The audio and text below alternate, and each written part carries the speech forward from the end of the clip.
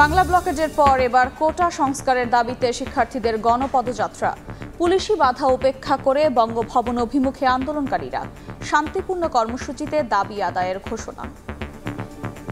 সর্বোচ্চ 5% করে রেখে সংসদে আইন পাস করে কোটার একটা স্থায়ী সমাধান করতে হবে। যৌক্তিক সমাধান চাই এবং আমরা পড়ার টেবিলে ফিরতে চাই। আমাদের একটা যৌক্তিক দাবি মেনে নিতে এত কয়লা কেন পুরাতে হচ্ছে? আন্দোলনকারীদের উপর একটা মামলা দেওয়া হয়েছে, আমরা 24 ঘন্টার মধ্যে সেই মামলা প্রত্যাহার করে নেওয়ার জন্য দাবি জানাচ্ছি। যে কেউ সংক্ষুব্ধ হলে মামলা করতে পারে। মামলা তদন্তর পরে যদি এটার মেরিট না থাকে তাহলে এটা অটোমেটিক বাতিল হয়ে যাবে। ঢাকার বাইরেও স্লোগানে মুখর রাজপথ। কর্মসূচি নিয়ে মাঠে ছাত্রছাত্রীরা। বিভিন্ন স্থানে জেলা প্রশাসককে স্মারকলিপি। কোটার যৌক্তিক সংস্কারের দাবি নিয়ে আমরা স্মারকলিপি পেশ করেছি। মুক্তিযোদ্ধাদের তৃতীয় প্রজন্ম পর্যন্ত যে কোটা দিয়েছে সেটা আসলে সম্পূর্ণ অযৌক্তিক। আমরা চাই যে নারী এবং পুরুষ সমান মেধায় এগিয়ে যাক। দেখছিলেন প্রধান শিরোনাম। দুপুরের সময় সঙ্গে আছে আমি আফরোজা মৌটুসী। এবার অন্যান্য শীর্ষ সংবাদ। If you want to really see something that said, take a look at what happened. গুলিতে আহত ট্রাম্প। পেনসিলভেনিয়ায় নির্বাচনী প্রচারণার সময় হামলায় রক্তাক্ত। প্রাণ গেল সমর্থকের। 20 বছর বয়সী অস্ত্রধারী অভিযানে নিহত। রফতানির জন্য নতুন পণ্য ও বাজার খুঁজে বের করার নির্দেশ প্রধানমন্ত্রীর। বললেন, দেশের মানুষের আর্থসামাজিক উন্নতির জন্য কাজ করছে বর্তমান সরকার। চোরাচালানের স্বর্গদুয়ার সিলেট সুনামগঞ্জ সীমান্ত। ভারত থেকে ঢুকছে গরু, চিনি, মাদক। পুলিশ, সাংবাদিক, ছাত্রলীগের নামে বিপুল চাঁদা আদায়। নির্বিকার প্রশাসন। সেই পরিমাণ আসলে টিকিট পাওয়া যায় না। 5 বছর আগে যাইতে সে সময়টা লাগতো, এখনো ঠিক ওই সময়টাই লাগে। রেকর্ড বিনিয়োগেও ধুঁকছে সম্ভাবনার রেল। 10 বছরে 1.5 লাখ কোটি টাকা ব্যয় করলেও বাড়েনি যাত্রী সেবার মান। নাজুক বেশিরভাগ পথ।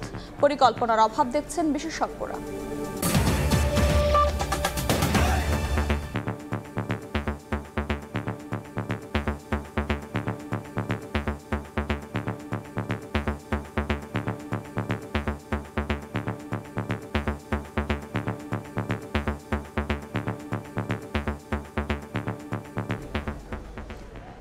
বাংলা ব্লকেজের পর এবার গণপদযাত্রা কর্মসূচি নিয়ে মাঠে কোটা বিরোধী আন্দোলনকারীরা।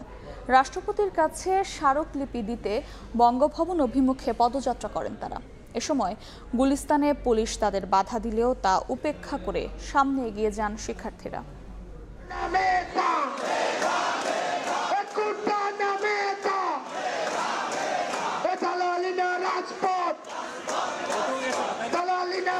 বেলা 12টার কিছু আগে শিক্ষার্থীরা গণপদযাত্রা শুরু করে ঢাকা বিশ্ববিদ্যালয়ের কেন্দ্রীয় গ্রন্থাগারের সামনে দিয়ে, এবং তার আগে থেকেই ঢাকা বিশ্ববিদ্যালয়ের বিভিন্ন হল থেকে, বিভিন্ন কলেজ বা শিক্ষা প্রতিষ্ঠান থেকে শিক্ষার্থীরা প্রথমে ঢাকা বিশ্ববিদ্যালয়ের কেন্দ্রীয় গ্রন্থাগারের সামনে দিয়ে সেই পদযাত্রাটি শুরু করে। এরপর ঢাকা বিশ্ববিদ্যালয় প্রদক্ষিণ করে টিএসসি হয়ে তারা শাহবাগ মোড়ে আসে। শাহবাগ মোড় থেকে তারা চলে আসে মৎস্য ভবন। পুলিশ বা আইন শৃঙ্খলা রক্ষাকারী বাহিনীর পক্ষ থেকে কোনো ধরনের বাধার মুখে পড়তে হয়নি, এবং শিক্ষার্থীদের যে এই যে পদযাত্রা, সেই পদযাত্রার সম্মুখভাবেই অবস্থান করছেন তাদের যে কেন্দ্রীয় সমন্বয়ক রয়েছেন, তাই সেই সমন্বয়কেরা, এবং কোথাও কোনো প্রকার উত্তেজনা তৈরি হলেই তারা সামনে গিয়ে ঢাল হয়ে দাঁড়িয়ে সেই উত্তেজনা নিরসন করছেন। সব মিলিয়ে আমরা থাকবো পড়ার টেবিলে, আমরা পড়াশোনা করব। আমাদের একটা যৌক্তিক দাবি মেনে নিতে এত কয়লা কেন পুরাতে হচ্ছে? আমরা এই ভোগান্তিটা স্থায়ী চাই না। আমরা এটা সমাধান চাই, যৌক্তিক সমাধান চাই এবং আমরা পড়ার টেবিলে ফিরতে চাই। আমরা আশা করি আমাদের নীতি নির্ধারক যারা রয়েছেন তারা আমাদের এই বিষয়টা যৌক্তিক একটা সমাধান দেবে। শিক্ষার্থীরা দাবি করছেন তাদের এখন পর্যন্ত যে আন্দোলন, সেই আন্দোলন অত্যন্ত শান্তিপূর্ণভাবে হয়েছে, কোথাও কোনো তাদের তরফ থেকে বিশৃঙ্খলা হয়নি, এবং যতক্ষণ না পর্যন্ত তাদের এই এক দফা দাবি মেনে নেওয়া না হবে ততক্ষণ পর্যন্ত তারা মাঠে থাকবেন। শান্তিপূর্ণ কর্মসূচি দিচ্ছে। আমরা ছাত্র সমাজ মনে করি কোটার একটা স্থায়ী সমাধানের জন্য বর্তমান সময়ে বিশেষ চাহিদা সম্পন্ন ব্যক্তি অর্থাৎ প্রতিবন্ধী, ক্ষুদ্র নিগোষ্ঠী এবং মুক্তিযোদ্ধা কোটার সন্তান পর্যন্ত কোটার 24 ঘন্টার মধ্যে সেই মামলা প্রত্যাহার করে নেওয়ার জন্য দাবি জানাচ্ছি রাষ্ট্রপতির কাছে। আমাদের স্মারকলিপি এই দুইটাই থাকবে। পুরো গণপদযাত্রায় কোথাও খুব একটা বাধার মুখে পড়তে না হলেও 0 পয়েন্টের মুখেই শিক্ষার্থীদেরকে ব্যারিকেড দিয়ে আটকে দেওয়া হয় এবং বেলা 1টার কিছু পরে শিক্ষার্থীরা সচিবালয়ে পার হয়ে এই 0 পয়েন্টের মোড়ে এসে অবস্থান নেন। হচ্ছে যে এটা 5% এখন সরকার এটা পর্যালোচনা করবে, সরকার সিদ্ধান্ত নেবে যে কতটুকু রাখা উচিত, কত রাখা উচিত। অবাক হয়ে আমরা আশাহত হই। আমাদের এই কর্মসূচিগুলো রাজনৈতিক ফ্রেমওয়ার্কের মধ্যে দিয়ে সবসময় দেখার চেষ্টা করা হয়। আমি মনে করি সেটি হচ্ছে আমাদের মনোযোগ অন্য দিকে ডাইভার্ট করার জন্য কাজগুলো করা হয় এবং আমরা ধারণা করছি এখান থেকেই আইনশৃঙ্খলা বাহিনীর পক্ষ থেকে হয়তো আহ্বান করা হবে তাদেরকে কোনো প্রতিনিধি বাছাই করে সেই প্রতিনিধির মাধ্যমে স্মারকলিপি রাষ্ট্রপতি বরাবর পৌঁছে দেওয়ার জন্য। আমি এদের আন্দোলনকে সফল মনে করি। এদের আন্দোলন সার্থক হোক, সফল হোক। জয় বাংলা। আচ্ছা, তবে শিক্ষার্থীরা এই আন্দোলনে বলছেন সারা দেশের মানুষের সম্পৃক্ততা রয়েছে, সারা দেশের মানুষ এই আন্দোলনের সঙ্গে একাত্ম রয়েছে। কিছু মানুষের কিছুটা ভোগান্তি হলো, বৃহৎ স্বার্থে সাধারণ সবাই এটি মেনে নিয়েছেন, এমন দাবি শিক্ষার্থীদের। অন্য যে কোনো আন্দোলনের থেকে শিক্ষার্থীদের আন্দোলন ব্যতিক্রম, কেননা এমন আন্দোলনে সাধারণ মানুষ যে শুধু ভোগান্তিতে পড়েন তাই নয়, পাশাপাশি ব্যাহত হয় শিক্ষার্থীদের মূল্যবান শিক্ষা কার্যক্রম। আর তাই শিক্ষার্থীরাও চান এই আন্দোলনের অবসান। যৌক্তিক কোটা সংস্কারের পর তারা বা এই প্রতিশ্রুতি পেলে তারা ঘরে ফিরে যেতে চান। রাশেদ বাপ্পি, সময় সংবাদ, ঢাকা।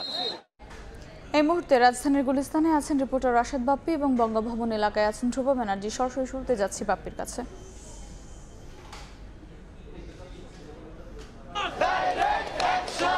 গণপদযাত্রা ঠিক এই মুহূর্তে বঙ্গবন্ধু জাতীয় স্টেডিয়ামের সামনের সড়কে অবস্থান করছে এবং জানিয়ে রাখি আজ বেলা 11টা 50 দিকে এই যে গণপদযাত্রা পূর্ব ঘোষিত কর্মসূচি সেটি শুরু হয় ঢাকা বিশ্ববিদ্যালয়ের কেন্দ্রীয় গ্রন্থাগারের সামনে দিয়ে এবং সেই গণপদযাত্রা ঢাকা বিশ্ববিদ্যালয়ের ক্যাম্পাস প্রদক্ষিণ করে গণপদযাত্রা টিএসসি মোড় হয়ে শাহবাগ মোড়, এরপর তারা মৎস্য ভবন হয়ে শিক্ষা ভবনের সামনে এবং সচিবালয়ের সামনে দিয়ে 0 পয়েন্ট মোড়ে এসে অবস্থান নেয় এবং 0 পয়েন্ট মোড়ে কিন্তু পুলিশের একটি ব্যারিকেড ছিল এবং সেই ব্যারিকেডে বেশ খানিকটা সময় কিন্তু সেখানে এই পুরো জমায়েত সেখানেই অবস্থান করছিল এবং তখনই আমরা দেখেছি আন্দোলনকারীদের মধ্য থেকে তাদের প্রতিনিধি দল চলে যায় বঙ্গভবনে রাষ্ট্রপতির কাছে স্মারকলিপি পৌঁছে দেওয়ার জন্য এবং শিক্ষার্থীদের বাকি অংশ ঠিক 0 পয়েন্ট মোড়েই তারা অবস্থান করছিলেন তাদের যারা প্রতিনিধি দল সামনে বা বঙ্গভবনে রাষ্ট্রপতির কাছে স্মারকলিপি দিতে গিয়েছে তাদের জন্য তারা এখনো অপেক্ষাই করছেন। তবে একটা পর্যায়ে 0 পয়েন্ট মোড়ে যেখানে প্রতিবন্ধকতা তৈরি করে পুলিশ ব্যারিকেড দিয়ে, সেই ব্যারিকেড ভেঙে শিক্ষার্থীরা সামনে এগিয়ে আসে। এখন পর্যন্ত সেই সামনে এগিয়ে আসা শিক্ষার্থীদের অবস্থান হচ্ছে এই ঠিক বঙ্গবন্ধু জাতীয় স্টেডিয়ামের সামনে এবং শিক্ষার্থীরা এখন পর্যন্ত তাদের যে প্রতিনিধি দল স্মারকলিপি নিয়ে গিয়েছে তাদের জন্য অপেক্ষা করছে এবং এই গণপদযাত্রার মাঝেই কিন্তু আমাদের আন্দোলনকারীদের একজন সমন্বয়ক হাসনাত, তার সঙ্গে কথা হয়েছে। তারা যেমনটা বলছেন তাদের আন্দোলনের শুরু থেকে এ পর্যন্ত তাদের তরফ থেকে সেই অর্থে কোনো বিশৃঙ্খলা তৈরি করা হয়নি। তারা শান্তিপূর্ণভাবে আন্দোলন করছেন এবং এই আন্দোলনের শেষ পরিণতি না দেখা পর্যন্ত তারা মাঠে ফিরে ঘরে ফিরে যাবেন না, পড়ার টেবিলে ফিরে যাবেন না। তারা বলছেন তাদের যে এক দফা দাবি কোটা যৌক্তিক সংস্কার করতে হবে, সেই যৌক্তিক সংস্কার না হওয়া পর্যন্ত তারা ক্ষান্ত হচ্ছেন না এবং তারা বলছেন সর্বোচ্চ 5% কোটা থাকতে পারে। আমরা একটু বঙ্গভবনের খবর শুনবো, সেখানে আছেন সহকর্মী ধ্রুব ব্যানার্জি। আগেই বলেছি সেখানে কিন্তু আন্দোলনকারীদের যে প্রতিনিধি দল স্মারকলিপি নিয়ে গিয়েছে। ধ্রুব, সেখানকার কি পরিস্থিতি, আপনার কাছে কি তথ্য রয়েছে ধ্রুব?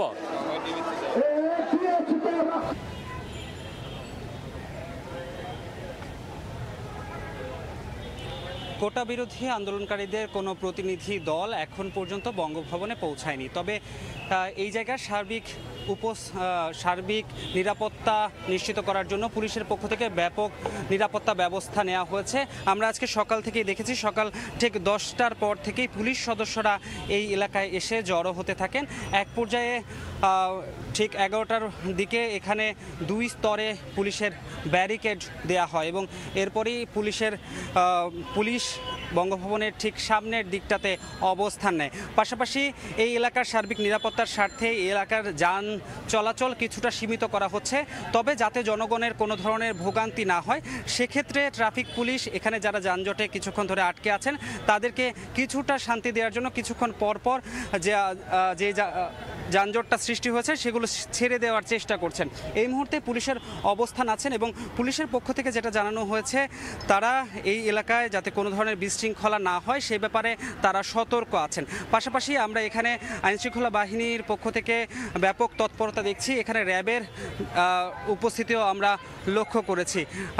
পাশাপাশি এই জায়গায় আমরা আজকে সকাল থেকে যেটা দেখছিলাম যে 10টার পর এখানে খুব স্বাভাবিক নিরাপত্তা ব্যবস্থা ছিল, কিন্তু এরপরই নিরাপত্তার বলয় কিন্তু ধীরে ধীরে বাড়ানো হয় এবং পুলিশ বলছে যদি কোনো ধরনের বিশৃঙ্খলা সৃষ্টি হয় সেক্ষেত্রে তাদের সক্ষমতা রয়েছে যে কোনো ধরনের বিশৃঙ্খলা এড়ানোর। তবে স্বাভাবিকভাবেই গত কিছুক্ষণ ধরে যেহেতু এই এলাকার রাস্তাঘাট কিছুক্ষণ সময়ের জন্য যান চলাচল সীমিত রাখা হয়েছে, সেক্ষেত্রে অনেকেই আমরা দেখেছি এই অঞ্চল দিয়ে যারা মূলত চলাচল করেন তারা অনেকটা হেঁটেই তাদের কর্মস্থলের উদ্দেশ্যে যাচ্ছেন। পাশাপাশি পুলিশ সদস্যরা এখন পর্যন্ত এখানে উপস্থিত আছেন এবং বিভিন্ন পয়েন্টেই আমরা আজকে লক্ষ্য করেছি তারা ব্যারিকেড দিয়ে তাদের যে উপস্থিতি সেটা জানান দিচ্ছেন এবং সেক্ষেত্রে পুলিশের উচ্চপদস্থ কর্মকর্তা থেকে শুরু করে যা একদম নিরাপত্তার স্বার্থে যতটুকু করা যায় তারা এখানে উপস্থিত আছেন।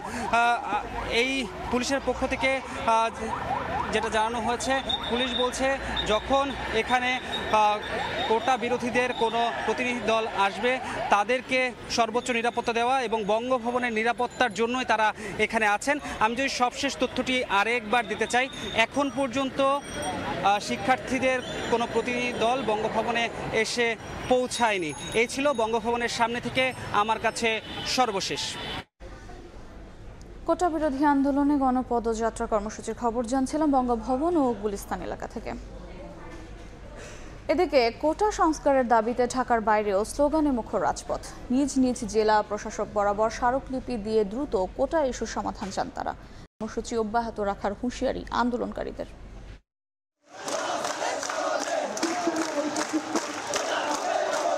ঢাকা বিশ্ববিদ্যালয়ের সঙ্গে মিল রেখে রাজধানীর বাইরে সারা দেশের বিশ্ববিদ্যালয়ের আন্দোলনরত শিক্ষার্থীরাও গণপদযাত্রায় অংশ নেন। বৈষম্য বিরোধী ছাত্র আন্দোলনের ব্যানারে কোটা সংস্কারের দাবিতে নিজ নিজ জেলা প্রশাসকের মাধ্যমে রাষ্ট্রপতি বরাবর স্মারকলিপি দেওয়ার উদ্দেশ্যে সকাল 11টা থেকে বিভিন্ন ক্যাম্পাস ছেড়ে রাস্তায় নামেন কোটা বিরোধীরা। চট্টগ্রামে স্লোগানে মুখর রাজপথ। মিছিল নিয়ে রাষ্ট্রপতি বরাবর স্মারকলিপি দিতে জেলা প্রশাসকের কার্যালয়ে যান শিক্ষার্থীরা। এ সময় যান চলাচল বন্ধ হয়ে যায় সড়কে। আমরা বিশ্বাস করি মহামান্য রাষ্ট্রপতি আমাদের যে যৌক্তিক আন্দোলন, যে যৌক্তিক দাবি সেই প্রেক্ষিতে ব্যবস্থা গ্রহণ করবেন। সংবিধানে উল্লিখিত অনগ্রসর এবং সুবিধা বঞ্চিত যারা পিছিয়ে আছে তাদের জন্য একটা ন্যূনতম মাত্রায় কোটা এনে সেটা সংসদে আইন পাশ করে কোটা সংস্কার করতে হবে।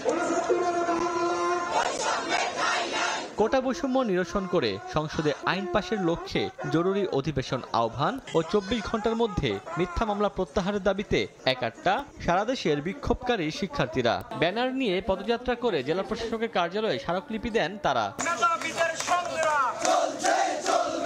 এদিন একই দাবিতে পদযাত্রা করে ময়মনসিংহের বিভিন্ন কলেজ ও বাংলাদেশ কৃষি বিশ্ববিদ্যালয়ের শিক্ষার্থীরাও। এ সময় কোটা বিরোধী নানা স্লোগান দেন আন্দোলনকারীরা। আমরা নারীরাও আমরা আমাদের মেধা দিয়ে আমরা আমাদের যোগ্যতা দিয়ে আমরা চাকরি করতে চাই। চাকরিতে বৈষম্যমূলক সকল ধরনের কোঠা সেগুলা প্রত্যাহার করতে হবে এবং একই সাথে কোঠার একটা যৌক্তিক সমাধান করতে হবে। পিছিয়ে যাওয়া মেধাবীদের কথা চিন্তা করে 56% যে কোঠা, সেই কোটার সংস্কার এখন সময়ের যৌক্তিক দাবি।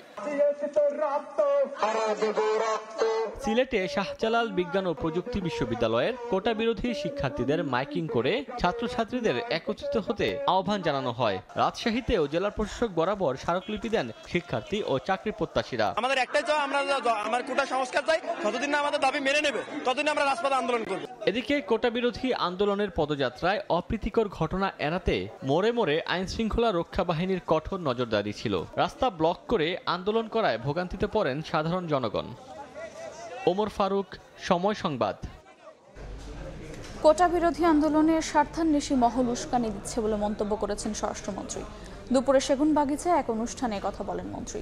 এ সময় কোটা বিরোধীদের বিরুদ্ধে মামলার বিষয়ে মন্ত্রী বলেন, উল্লেখ করা অভিযোগের সত্যতা পাওয়া না গেলে মামলা খারিজ হয়ে যাবে। তারা যেগুলি করছে এগুলো মনে হয় তারা না বুঝে করছে। এটা পরিষ্কার হাইকোর্টের থেকে সুপ্রিম কোর্ট থেকে নির্দেশনা দিয়েছে 8 তারিখে এটার একটা রায় ঘোষণা করবে, শুনানি হবে। সেই শুনানি দিয়ে তাদেরকেও পার্টিসিপেট করতে বলছে, সেগুলি না করে তারা রাস্তা অবরোধ করছে। এগুলি সব কিছুই কিন্তু এখন বিচার বিভাগের হাতে, আমাদের হাতে কিছু নেই। কিছু থাকলে আমরা সেটার ব্যবস্থা করব। মামলা তদন্তর পরে যদি এটার মেরিট না থাকে তাহলে এটা অটোমেটিক বাতিল হয়ে যাবে। এবার ট্রাম্পের ওপর হামলা প্রসঙ্গ। গুলিতে আহত হয়েছেন মার্কিন প্রেসিডেন্ট নির্বাচনে রিপাবলিকান প্রার্থী ডোনাল্ড ট্রাম্প। পেনসিলভেনিয়া নির্বাচনী প্রচারণার সময় তার উপর বন্দুক হামলা হয়। এ সময় রক্তাক্ত অবস্থায় সমর্থকদের উদ্দেশ্যে হাত উঁচিয়ে ট্রাম্প বলেন, এ লড়াই চলবে। পরে তাকে হাসপাতালে নেওয়া হয়। চিকিৎসা শেষে এরই মধ্যে ছাড়া পেয়েছেন তিনি। হামলায় প্রাণ গেছে এক রিপাবলিকান সমর্থকের। পরে পাল্টা অভিযানে মারা যায় অস্ত্রধারী। যুক্তরাষ্ট্র থেকে Hasanuzzaman Shakir report. Really see something that said, take a look at what happened. নির্বাচনী প্রচারের মঞ্চে ডোনাল্ড ট্রাম্পের বক্তব্যের মাঝেই মুহুর্মুহু গুলির শব্দ। আতঙ্কে নুয়ে পড়েন সাবেক মার্কিন প্রেসিডেন্ট। মুহূর্তেই নিরাপত্তা বাহিনী, সিক্রেট সার্ভিস তাকে ঘিরে ফেলে। শুরু হয় হইচই, হট্টগোল। কিছুক্ষণের মধ্যেই রক্তাক্ত অবস্থায় উঠে দাঁড়ান ট্রাম্প। দেখা যায় ডান কান থেকে অঝরে ঝরছে রক্ত। এমন অবস্থার মধ্যেই মুষ্টিবদ্ধ হাত উপরে তুলে ট্রাম্প বলে ওঠেন, ফাইট ফাইট। পাশেই একটি গাড়িতে নিয়ে তোলা হয় ট্রাম্পকে। নেওয়া হয় স্থানীয় হাসপাতালে। কয়েক ঘন্টা পর সেখান থেকে ছাড়া পান তিনি। স্থানীয় সময়ে শনিবার সন্ধ্যা 6:15টার দিকে পেনসিলভেনিয়া অঙ্গরাজ্যের বাটলার এলাকায় নির্বাচনী প্রচারণায় ভয়াবহ এ হামলার ঘটনা ঘটে। এতে প্রাণ হারিয়েছেন দর্শক সারিতে থাকা একজন, গুরুতর আহত হয়েছেন আরও 2 জন। সিক্রেট সার্ভিসের সদস্যদের গুলিতে নিহত হন সন্দেহভাজন হামলাকারীও। প্রত্যক্ষদর্শীরা ও সিক্রেট সার্ভিস জানায়, সমাবেশস্থলের কাছে একটি একতলা ভবনের ছাদ থেকে মঞ্চ লক্ষ্য করে পরপর কয়েক রাউন্ড গুলি করা হয়।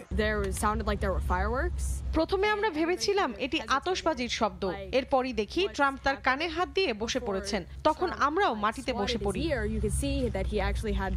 হামলার পরপরই 78 বছর বয়সী ট্রাম্প সামাজিক মাধ্যম ট্রুথ সোশ্যালে একটি পোস্ট দেন।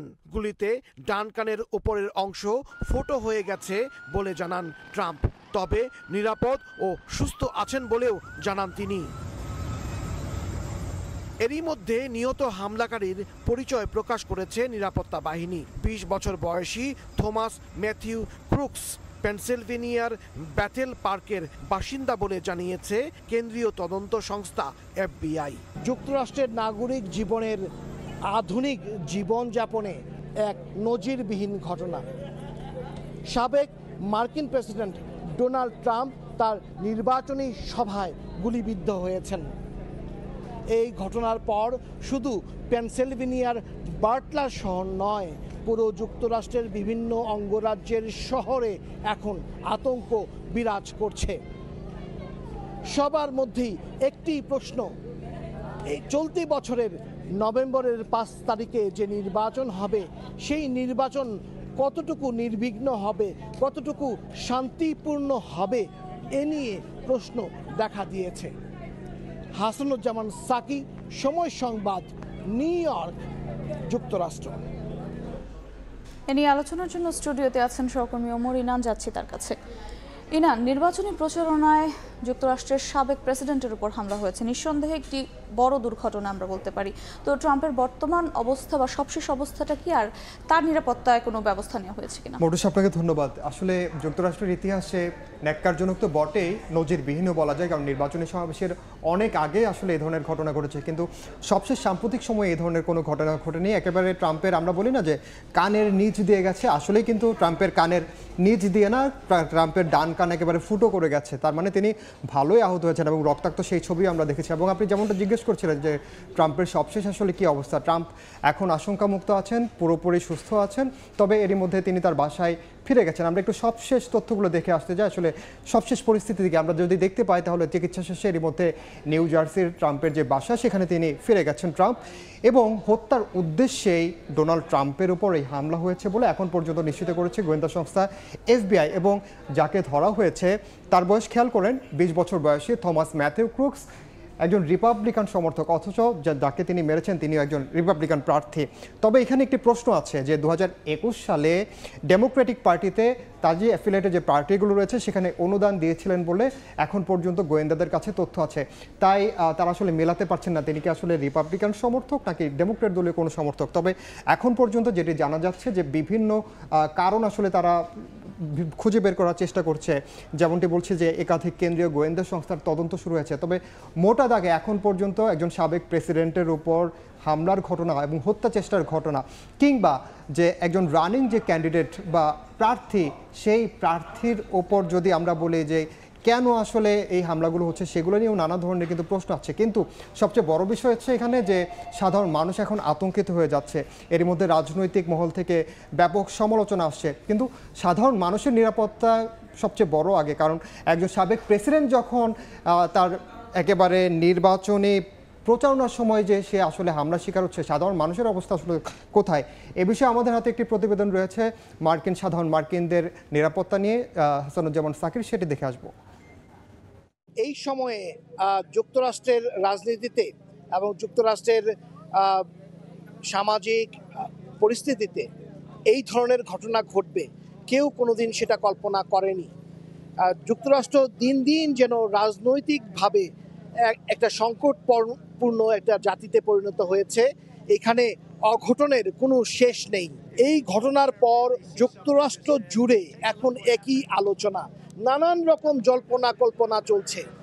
আমরা যারা তৃতীয় বিশ্বের দেশের নাগরিক এই যুক্তরাষ্ট্রে এসে অভিবাসী জীবনযাপন যারা করছেন তাদের মনের মধ্যে একটি প্রশ্ন যে উন্নত জীবনের জন্য যে যুক্তরাষ্ট্রে আসা, সেই আসার জায়গায় যুক্তরাষ্ট্রের রাজনীতি, যুক্তরাষ্ট্রের যে সামগ্রিক পরিস্থিতি তা কি তা সমর্থন করছে? এরকম নিশ্চিত নিরাপত্তায় কিভাবে একজন প্রেসিডেন্ট পদপ্রার্থীর উপর গুলিবর্ষণ হচ্ছে তার সুষ্ঠু তদন্ত হওয়া উচিত। এবং আরেকটি জিনিস আমি বলতে চাই, যেন এই ঘটনাটি আমাদের যারা সাধারণ ভোটার তাদেরকে যেন প্রভাবিত না করে। খুবই মন খারাপের দিন আজকে আমাদের সকলের জন্য। আমরা চাই না এটা শুধু আমেরিকাতে না, পৃথিবীর কোথাও যেন এই ধরনের ঘটনা আর যেন না ঘটে। I hope that this will never repeat again. তৃতীয় বিশ্বের বিভিন্ন দেশে, এমনকি বিভিন্ন জায়গায়, রাশিয়া, ইউক্রেন, বিভিন্ন জায়গায় এই ধরনের ঘটনার কথা আমরা এর আগে শুনেছি, কিন্তু যুক্তরাষ্ট্রের ইতিহাসে রাজনীতিতে কখনো এই ধরনের ঘটনার কথা কিন্তু শোনা যায়নি। হাসানুজ্জামান সাকি, সময় সংবাদ, যুক্তরাষ্ট্র। মটুসি, আমরা জনমনে উদ্বেগের কারণটা আসলে দেখছিলাম, জনমনে যে উদ্বেগ সেটা নিয়ে। কিন্তু ইনান, ট্রাম্পের উপর হামলা কেন হতে পারে এখন পর্যন্ত আসলে স্পষ্ট করে বলা হয়নি গোয়েন্দা সংস্থার পক্ষ থেকে। তবে সম্ভাব্য কিছু কারণ আসলে খুঁজে বের করার চেষ্টা করছেন বিশ্লেষকরা। আমরা একটু সেটি দেখে আসতে চাই যে আসলে ট্রাম্পের উপর এই হামলাটা এই মুহূর্তে কেন হলো। আমরা যদি দেখি যে ট্রাম্পের যে নির্বাচনের আগে দিয়ে যে তুমুল জনপ্রিয়তা, সেটিকে একটি কারণ হিসেবে বলা হচ্ছে। আমি আপনাকে একটু মনে করিয়ে দিই, আমরা গত কয়েকদিন ধরে বলছিলাম যে ট্রাম্পের বৃহস্পতি তুঙ্গে, কারণ এর মধ্যে গতকাল আমরা দেখেছি যে মেটার ফেসবুক এবং ইনস্টাগ্রামের তার উপর যে নিষেধাজ্ঞা ছিল ক্যাপিটল হিলে হাঙ্গামার জেরে, দাঙ্গার জেরে, তার কিন্তু সেই নিষেধাজ্ঞা তুলে নেওয়া হয়েছে। এমনকি কিছুদিন আগে যে নির্বাচনী বিতর্ক হলো, সেই বিতর্কে ট্রাম্প এমন কিছু পয়েন্টে কথা বলেছেন যেগুলোতে আসলে দেখা গেছে ট্রাম্প তো অবশ্যই জয়ী হয়েছেন সেই নির্বাচনের যে বিতর্ক সেটিতে, এবং তার অনেকগুলো ইস্যুতে কিন্তু আমরা দেখেছি যে তিনি অনেক বেশি পয়েন্ট পেয়েছেন। বিশেষ করে অভিবাসন নীতি নিয়ে ট্রাম্পের যে কট্টর একটি অবস্থান, এছাড়া তাদের যে দলীয় যে বর্তমান সরকারের যে বিভিন্ন সময় তিনি মন্তব্য করেছেন বাইডেন, বিশেষ করে বাইডেনকে নিয়ে, সেই কারণগুলোকে বলা হচ্ছে রাজনৈতিক প্রতিহিংসাকেও একটি অন্যতম কারণ হিসেবে দেখা হচ্ছে। যদিও আসলে রাজনৈতিক প্রতিহিংসাটা কেমন সেটা আমরা জানি না, কারণ আপনি একটু আগেই দেখালাম যে তিনি রিপাবলিকান সমর্থক, অর্থাৎ সমর্থক না, আসলে তিনি রেজিস্টার্ড ভোটার, আবার ডেমোক্রেটিক দলকেও তিনি ডোনেশন দিয়েছেন। তাই রাজনৈতিক প্রতিহিংসার বিষয়টিও কিন্তু সামনে অনেকে আনছেন। আর বিতর্কিত বিভিন্ন ইস্যুতে ব্যক্তিগত ক্ষোভ থাকতে পারে, যিনি হামলাকারী যেই থমাস ক্রুকের কথা বলছে সেটিও আসলে একটি অন্যতম কারণ হতে পারে। তো এই ধরনের ঘটনা কি এবারই প্রথম নাকি না, যুক্তরাষ্ট্রে এরকম আপনি জানেন যে ঘটেছে? অতি সাম্প্রতিক সময় এই ধরনের কোনো ঘটনা ঘটেনি।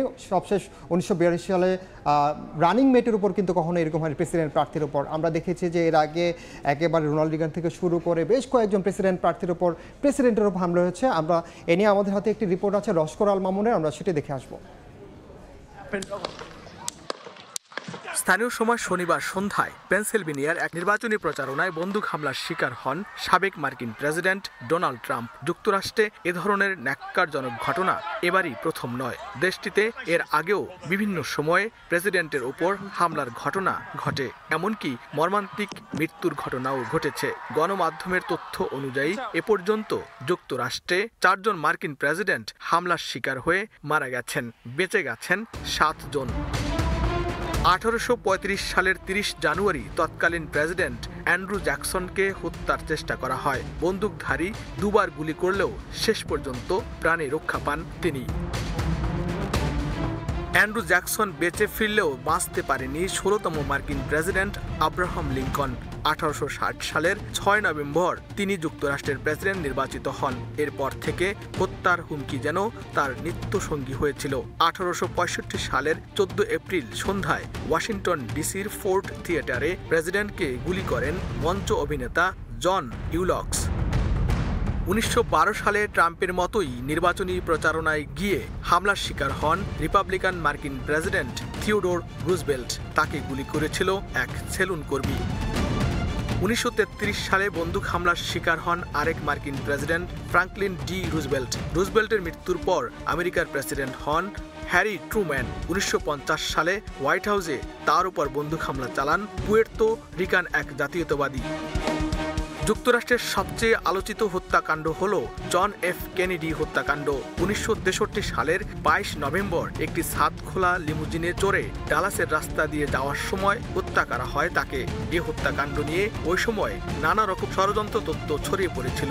হত্যার ঘটনায় তার পরিবারের মধ্যে আতঙ্ক ভর করে, তাই যুক্তরাষ্ট্রের প্রেসিডেন্ট নির্বাচন থেকে অনেকটাই দূরে থাকে কেনেডি পরিবার। এখানেই শেষ নয়। 1981 সালে প্রেসিডেন্ট রোনাল্ড রিগানের উপরও হামলা চালানো হয়। ওয়াশিংটন ডিসিতে হিলটনের বাইরে বক্তব্য দেওয়ার সময় তাকে গুলি করা হয়, যদিও সে যাত্রায় তিনি বেঁচে গিয়েছিলেন। আসন্ন মার্কিন যুক্তরাষ্ট্রের প্রেসিডেন্ট নির্বাচনকে সামনে রেখে বিরোধী দল রিপাবলিকান দলের মনোনয়ন চূড়ান্ত করতে তাদের দলের কনভেনশন 15 জুলাই থেকে 18 জুলাই উইসকনসিনে। এই কনভেনশন থেকেই রিপাবলিকান দলের প্রার্থীর নাম ঘোষণা করা হবে। সেই দৌড়ে সবার আগে যিনি রয়েছেন তিনি হলেন মার্কিন যুক্তরাষ্ট্রের সাবেক প্রেসিডেন্ট ডোনাল্ড ট্রাম্প। সেদিক থেকে কনভেনশনের ঠিক একদিন আগে ট্রাম্পের উপর এই প্রাণঘাতী হামলা জন্ম দিয়েছে নানা প্রশ্নের। লস্কর আল মামুন, সময় সংবাদ, লস অ্যাঞ্জেলেস, যুক্তরাষ্ট্র। ইনান, সামনেই প্রেসিডেন্ট নির্বাচন হবে যুক্তরাষ্ট্রে, এরই মধ্যে এমন একটি দুর্ঘটনা ঘটলো, তো আসলে যুক্তরাষ্ট্রের রাজনৈতিক পরিস্থিতি কোন দিকে যাচ্ছে? দেখুন মৌটুসী, যে যুক্তরাষ্ট্রে বন্দুক হামলার ঘটনা একেবারে হরহামেশা হয়। আমরা কিন্তু প্রতিদিনই আমরা দর্শকদের সেই খবর কিন্তু প্রচার করি, কিন্তু সমস্যা হচ্ছে এই রাজনৈতিক সহিংসতা যখন আসলে প্রতিহিংসায় রূপ নেয়, এ ধরনের ঘটনা কিন্তু আমরা এর মধ্যে দেখিনি। তাই বর্তমান যে বাইডেন প্রশাসন তিনি কিন্তু ব্যাপক তোপের মুখে রয়েছেন, কারণ আপনি জানেন যে বাইডেনের জনপ্রিয়তা কমেছে, তিনি অনেক বেশি কিন্তু পিছিয়ে পড়ছেন। আমরা যে সাম্প্রতিক জনমত জরিপগুলো দেখছি, এছাড়া তার যে অর্থ যোগানদাতারা রয়েছে সেগুলোও কিন্তু আরও পিছিয়ে রয়েছে। আমরা যদি একটু আসলে বর্তমান পরিস্থিতি দেখি যে আসলে রাজনৈতিক পরিস্থিতি কোন দিকে যাচ্ছে, আমরা যেমনটা দেখতে পাবো যে বিশ্লেষকরা যেটি বলছেন যে মার্কিন রাজনৈতিক সহিংসতার নতুন অধ্যায় শুরু হলো এই হামলার মধ্য দিয়ে, কারণ সাম্প্রতিক সময়ে এ ধরনের ঘটনা কিন্তু যুক্তরাষ্ট্রবাসী কখনোই দেখেনি। আর যেমনটা বলছে যে তোপের মুখে পড়েছে বাইডেন প্রশাসন, কারণ যে সিক্রেট সার্ভিসের সদস্যরা তার নিরাপত্তার দেওয়ার ক্ষেত্রে নিয়োজিত ছিল, বিশেষ করে যিনি প্রধান, তিনি কিন্তু এরই মধ্যে জবাবদিহির মুখোমুখি হয়েছেন এবং তাকে কাঠগড়ায় দাঁড় করানো হচ্ছে যে আসলে তার নিরাপত্তা কেন ঠিকমতো দেওয়া হলো না। এরই মধ্যে আগামীকাল তার এই বিষয়ে শুনানির কথা রয়েছে। রাজনীতিতে সহিংসতার কোনো স্থান নেই যেটি বলেছেন বাইডেন। এরই মধ্যে তিনি টেলিফোনে কথা বলেছেন এবং তাকে সমবেদনা জানিয়েছেন। তবে বাইডেনের সমর্থকরাও যেমন একদিকে তার বিষয়ে সমালোচনা করছেন, আবার ট্রাম্পের সমর্থকরাও কিন্তু ঠিক একই ধরনের ক্ষোভ প্রকাশ করছেন বাইডেনের প্রতি, কারণ এই ধরনের ঘটনা কোনোভাবেই যুক্তরাষ্ট্রের মানুষ চায় না যে নির্বাচনকে সামনে রেখে তারা কোনো ধরনের সহিংসতার মুখোমুখি। আসলে সবশেষ মিলিয়ে আসলে দেখার বিষয় যে এটি আসলে আদালত পর্যন্ত গড়ায় কিনা, তদন্ত সংস্থাগুলো কি প্রতিবেদন দেয় তার উপরেই নির্ভর করছে আসলে। ধন্যবাদ ইনান আপনাকে। ধন্যবাদ। ট্রাম্পের উপর হামলা প্রসঙ্গে স্টুডিওতে আলোচনায় আমার সঙ্গে যুক্ত ছিলেন সহকর্মী ওমর ইনান। রফতানির জন্য নতুন পণ্য ও বাজার খুঁজে বের করার নির্দেশ দিয়ে প্রধানমন্ত্রী শেখ হাসিনা বলেন, আগামীর কূটনীতি রাজনৈতিক নয়, অর্থনৈতিক। সকালে ওসমানী স্মৃতি মিলনায়তনে জাতীয় রফতানি ট্রফি অনুষ্ঠানে তিনি বলেন, পরিকল্পনা অনুযায়ী ব্যবস্থা নেয়ায় দেশের অর্থনীতি শক্তিশালী হয়েছে। দেশের মানুষের আর্থসামাজিক উন্নতির লক্ষ্য নিয়ে কাজ করছে সরকার। স্বাধীনতার 50 বছরের ব্যবধানে দেশের অর্থনীতিতে এসেছে ঈর্ষণীয় সাফল্য। এক্ষেত্রে বড় ভূমিকা রাখছে রফতানি বাণিজ্য। তৈরি পোশাক খাতের রেকর্ডের সুবাদে 2021-22 অর্থ বছরে রফতানি ছাড়িয়ে যায় $52 বিলিয়ন। 2008 সালের তুলনায় রফতানি বাণিজ্য বেড়েছে 257%। বর্তমানে 210টি দেশে 800-র বেশি পণ্য রফতানি করে বাংলাদেশ। লক্ষ্য 2030 সালের মধ্যে রফতানি $100 বিলিয়ন ছোঁয়ার। রফতানিকারকদের পরিশ্রম ও কর্মদক্ষতার স্বীকৃতি জানাতে জাতীয় রফতানি ট্রফি 2021-22 প্রদান করেছে রফতানি উন্নয়ন ব্যুরো। 77টি প্রতিষ্ঠানকে রফতানি ট্রফি তুলে দেন প্রধানমন্ত্রী শেখ হাসিনা। প্রধান অতিথির বক্তব্যে রফতানি বহুমুখী করার উপর জোর দেন প্রধানমন্ত্রী। মধ্যপ্রাচ্য, আফ্রিকা, মধ্য এশিয়ার দেশগুলোতে রফতানি বাড়ানোর আহ্বান জানান। বলেন, চাহিদা বিবেচনায় সামঞ্জস্য রেখে পণ্য উৎপাদন করতে হবে। কোন দেশে কি চাহিদা আছে সেটা খুঁজে বের করা, তাদের কাছ থেকে আমরা কি পণ্য সস্তা কিনতে পারি, আমরা কোন পণ্য রপ্তানি করতে পারি সেইগুলি দেখা। এখন আমাদের ডিপ্লোমেসিটা হচ্ছে ইকোনমিক ডিপ্লোমেসি, সেইভাবেই কিন্তু আমার নির্দেশ দেয়া আছে, আমরা ওইভাবেই আমাদের কাজ করে যাচ্ছি। রাজনৈতিক নয়, অর্থনৈতিক কূটনীতি জোরদার করতে প্রাধান্য দেওয়া হচ্ছে বলে জানান সরকার প্রধান। পাশাপাশি অভ্যন্তরীণ বাজারে পণ্য বাজারজাতকরণে ব্যবসায়ীদের তাগিদ দেন তিনি। বলেন, দেশের মানুষের আর্থসামাজিক উন্নতি করাই সরকারের লক্ষ্য এবং দেশের মানুষের জীবন মান উন্নত করা, এটাই হচ্ছে আমাদের একমাত্র লক্ষ্য। আজকে আমাদের বহু পণ্য বিদেশে কিন্তু অনেক চাহিদা। আফ্রিকান কান্ট্রিগুলিতে আমাদের অনেক, যেমন ওষুধের দাম অনেক বেশি, তারপরে তারা খুব রংচঙে জিনিস পছন্দ করে। আমাদের সিরামিক যত বেশি কালারফুল হবে, রংচং হবে, তাদের কাছে বেশি আকর্ষণীয় হবে। 28 ক্যাটাগরিতে 77টি প্রতিষ্ঠানকে সেরা রফতানিকারক পুরস্কার দেওয়া হয়। এর মধ্যে 28টি স্বর্ণ, 27টি রৌপ্য, 21টি ব্রোঞ্জ ট্রফি দেওয়া হয়। এছাড়া সর্বাধিক বৈদেশিক মুদ্রা অর্জনকারী প্রতিষ্ঠান হিসেবে বঙ্গবন্ধু শেখ মুজিব রফতানি ট্রফি পেয়েছে হামিম গ্রুপের প্রতিষ্ঠান রিফাত গার্মেন্টস লিমিটেড। সানবীর রূপল, সময় সংবাদ, ঢাকা। চীন সফর নিয়ে বিকেলে সংবাদ সম্মেলন করবেন প্রধানমন্ত্রী শেখ হাসিনা। বিকেল 4টায় গণভবনে এই সংবাদ সম্মেলন অনুষ্ঠিত হবে। গত 8 জুলাই চীনের প্রধানমন্ত্রী লি কিয়াংয়ের আমন্ত্রণে চীনে যান শেখ হাসিনা। 3 দিনের সফর শেষে গত বৃহস্পতিবার দেশে ফেরেন তিনি। বেইজিংয়ে অবস্থানকালে বাংলাদেশের প্রধানমন্ত্রী শেখ হাসিনা চীনের প্রেসিডেন্ট শি জিনপিং এর সঙ্গে বৈঠক করেন। তার সফরকালে দুই দেশের মধ্যে 21টি সমঝোতার স্মারক সই ও নবায়ন করা হয়। এ পর্যায়ে শীর্ষ সংবাদগুলো জানিয়ে দিচ্ছি আরেকবার।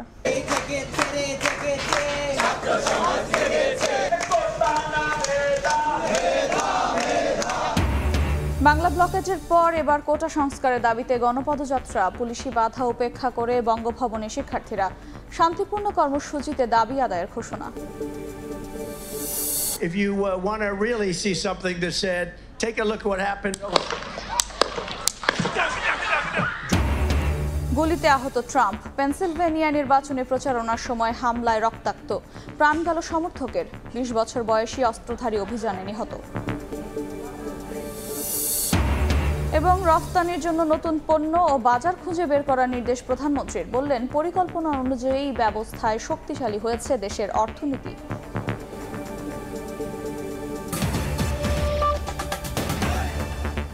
এই ছিল দুপুরের সময়। এরপর বিভাগীয় সময় সঙ্গে থাকবেন ওমর ইনান।